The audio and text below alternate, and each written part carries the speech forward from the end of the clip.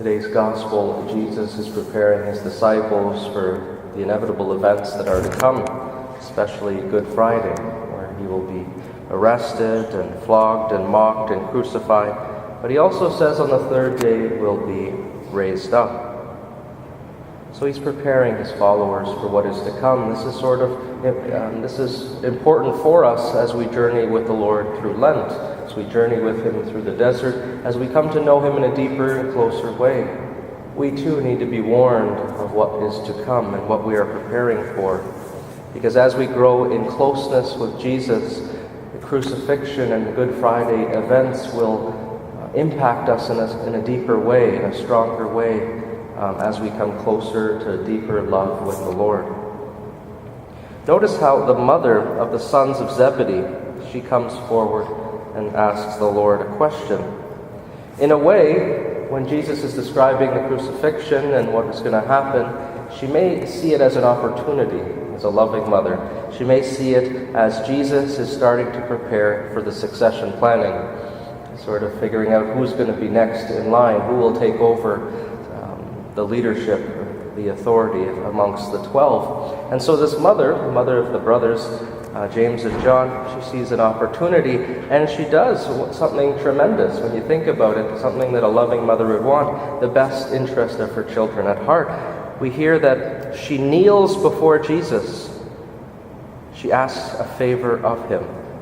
Imagine that image, this mother going in front of the Lord, kneeling and saying, "Please grant me this one favor." And Jesus says, "Well, what do you want?" Listen to the words that she starts off with. Declare. Not announce or anything like that. Declare that these two sons of mine, point out my boys that are special, that they will sit one at your right hand and one at your left. Quite an audacious claim, a great favor to ask.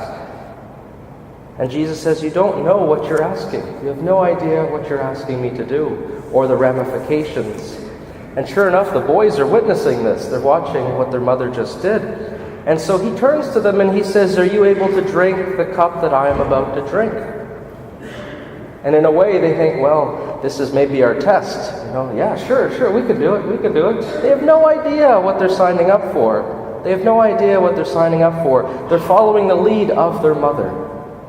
They're saying, yeah, we can do this. I'm sure we can do this, Lord. And Jesus, again, loaded with meaning. When he's talking about drinking the cup, he's talking about all sorts of things. He says, "You will indeed drink my cup, but to sit at these positions, that's not mine to give."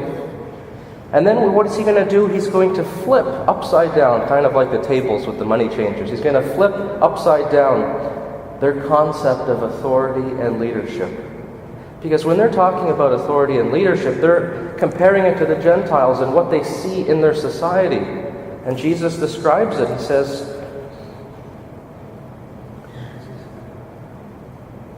"You know the rulers of the Gentiles, they lord it over them, and their great ones are tyrants." That is your experience of authority and leadership. So when you are asking for this, you are asking to be the tyrants that follow me. Whoa. He's saying that's not how it's going to be. Strong statement. I'm sure it was a very powerful statement, even a pause, pregnant pause right afterwards. Jesus says, "It will not be so among you." It will not. It probably was a stern statement too. It will not be so among you. You do not. This is not how you will exercise authority in the church. This is not how you're going to do this. You are not to be a tyrant. You are not to lord your authority over one another. And then he goes into, well, what does it mean to have leadership and authority amongst the community now? He says, well, the first, he must be last. And if you want to be great, not authority, but if you want to be great, you must serve. And then he uses himself as the example. Because they acknowledge him to be the leader, they acknowledge him to be great.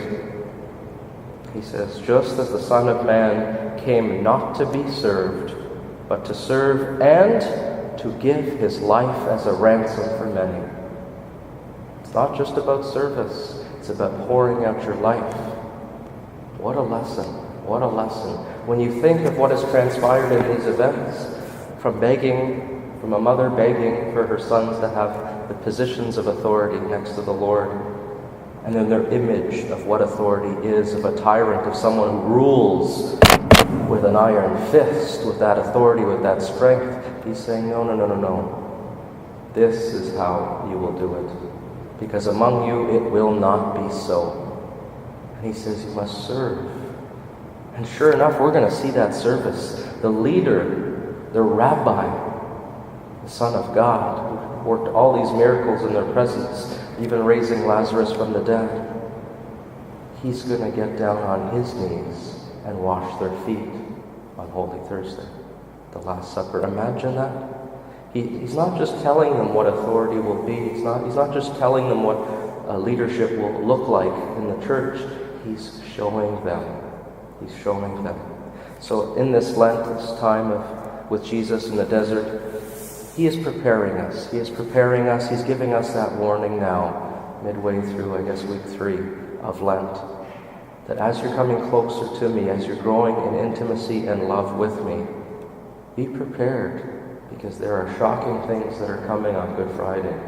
He names it all. He names it all before us. We are aware of it. We may have been intellectually aware of it for the years or decades we've been practicing our faith, but this Lent, we will experience it in a deeper way if we have given ourselves completely to this Lenten season, growing in a deeper love of the Lord. Good Friday will hurt.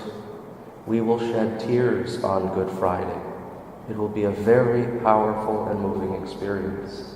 And the Lord is preparing us today. And he's preparing us also for what is to come in the Easter season and every day that we live our faith.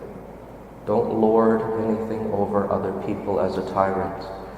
The wonderful relationship you have with God, the peace that you experience, the joy that you have in your life in knowing and loving Jesus Christ, that is not something to boast about or to lord over other people of, look what I have, and too bad you don't have it. None of that. We are called to serve and to pour our lives out in service, just like the Lord did.